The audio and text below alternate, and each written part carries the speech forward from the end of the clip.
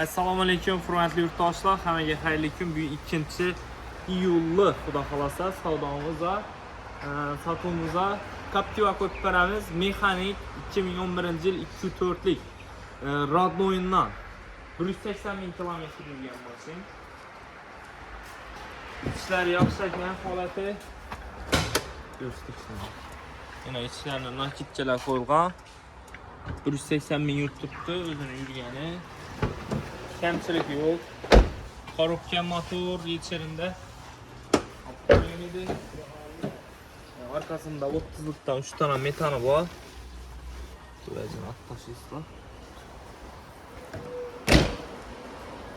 Para söyletinlerle.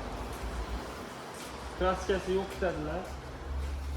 Şimdi göçüp palavrası da test duracak şeyler. Yine motorları 180 milyon özünü yürüyene. 100 milyon so'm beramiz bahosini. Kimga qiziq bo'lsa haydab kelib ko'ringlar. Qo'shko'prik avtomarketda turadi sotuvda.